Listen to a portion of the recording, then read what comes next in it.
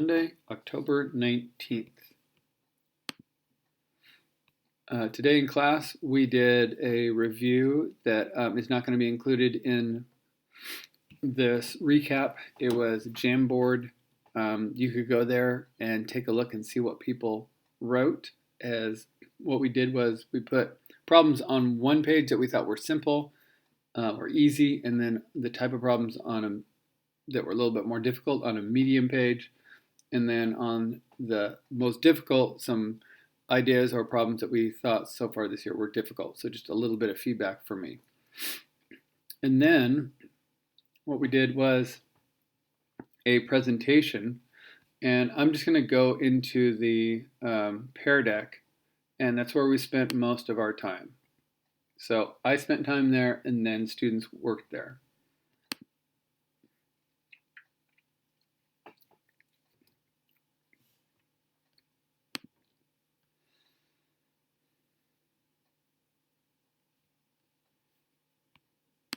And I'll start back at the beginning. So far this year, we've worked with integers last week, with decimals week before, fractions week before that, but now we're putting it all together. And an idea that we talked about was an interesting one, because we last week talked about if we have, let's say, a small amount of positive and another amount, or just any amount of positive, that if we add those things together, see if we have positive, yep. So we'll say yellow is positive. If we add those things together, then we get even more positive. Whoops, equals. And we'll just make that into a big positive. And if we have, excuse me, a small amount of positive, and we add that to a larger amount of negative,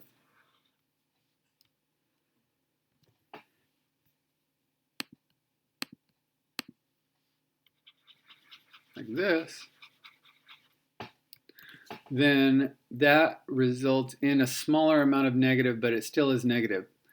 And so we reviewed that when we combine positive and negatives, there's these zero pairs, and it's kind of like this is taking some of this out, and we could just go like this and making it smaller, and that disappears at the same time. And so let me I want to redraw this, especially this one. So we'll just do them both. I want to redraw these. And we'll do a small and a large. And let's do this and this. And we'll go to yellow. So that's positive. So positive plus positive is more positive.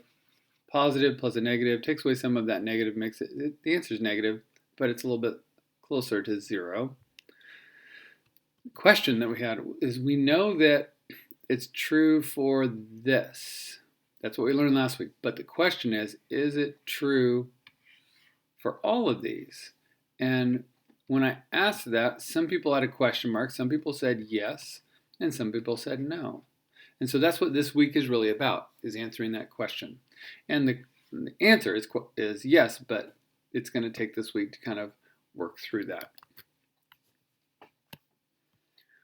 So what we did was we took notes from this video, and if you're watching this, when you're done with this recap, you can go and watch this video, and it's just this example, and it's a good example. He does go pretty fast. In fact, let's do this. Let's just go here. This is a video that's going to help you add. And I'm just going to mute it. And he does something right here.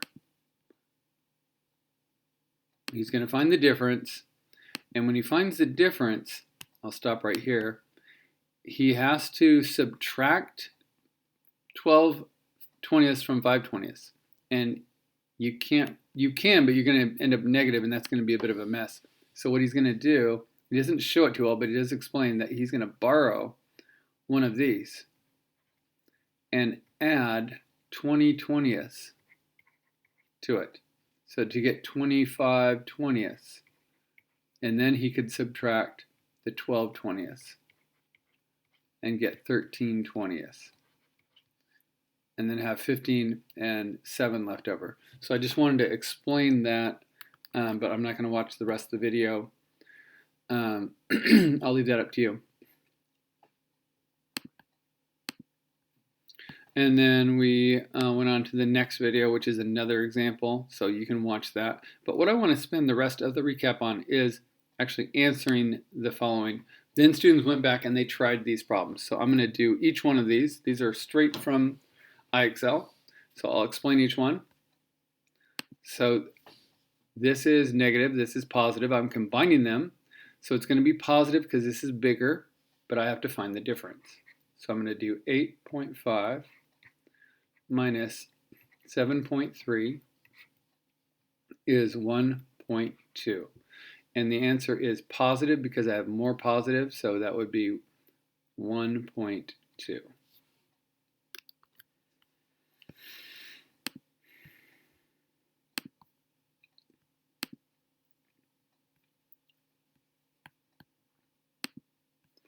The next problem, and in fact, I think what I'm going to do is actually highlight this with color. And let's change this to a red. These are both red. And if you have color, that might be useful. Whoops, that's not what I want. I wanted red. There we go. This is red, and this one's red. So we know it's going to be even more red. And I could even color that in. So now I can kind of ignore the negatives. I know I'm going to combine them. 3 plus 2 fifths is 5 fifths, and that's equal to 1. So I know it's going to be a negative 1.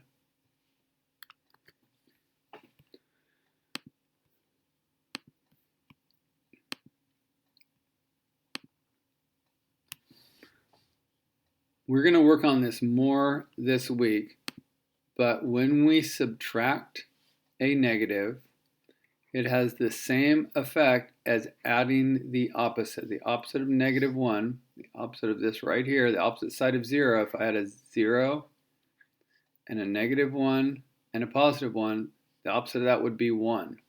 So that's 9/10, negative 9/10 plus 1. These are different. This one is negative. This one is positive. So that means I find the difference. And in order to do that, I need a common denominator. So I'm going to change this to 10/10. So 10/10 minus 9/10 is equal to 1/10. So the question is, what do I have more of? Do I have more positive or negative? And I didn't do this correctly here. I'm going to change this to yellow, change this to, there we go. So this actually should have been yellow because that's positive. So that's why I was finding the difference. So the answer on this one would be 1/10.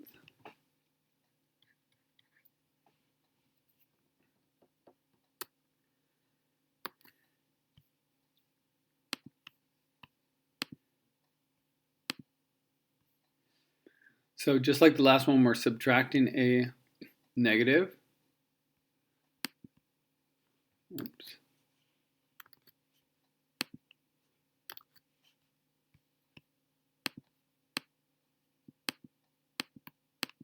I'm not sure what happened there, but we're going to just move on.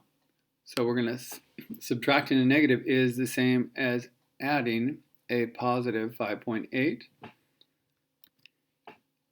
This is positive.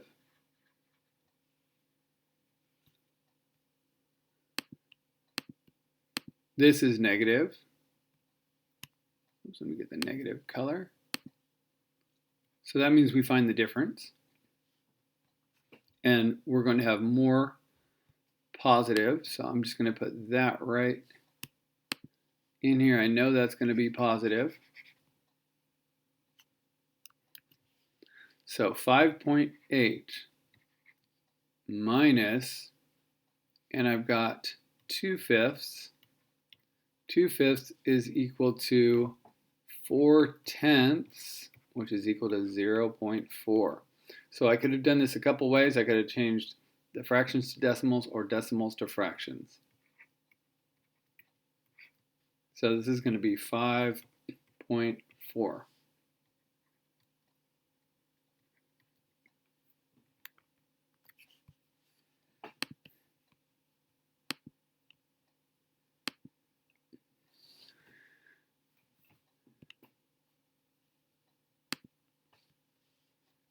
Negative 2.8.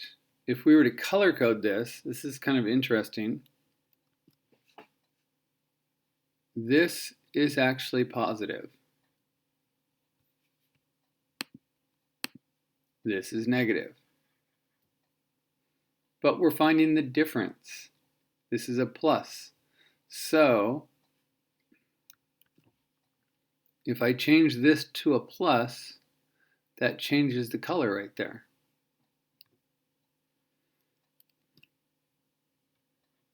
Changes it to red because I'm now adding it. So we get the same result. So negative 2.8 plus a negative 3.4 means that we're going to combine these together. So we can just do 3.4, get 6.2, and it's negative 6.2.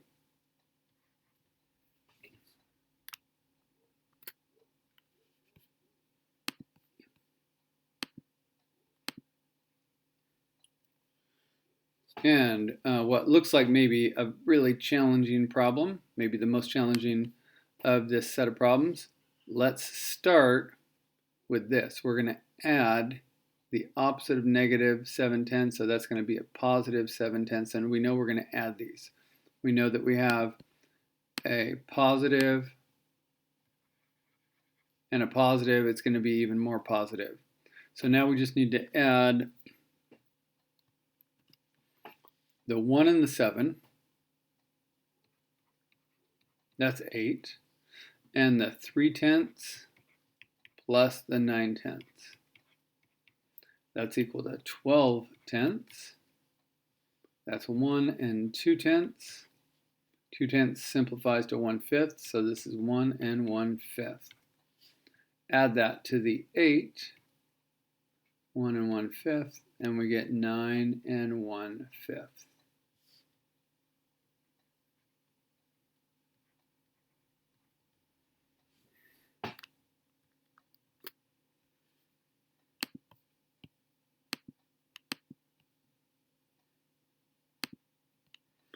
On the last page, I just want you to check off the level of which you're comfortable. If you're comfortable with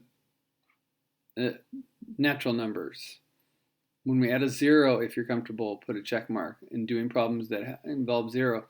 If you're comfortable with all the problems from last week with the subtracting and adding integers, put a check. If not, maybe put a question mark. And now when we're adding them all together this week, you might still have a question about that.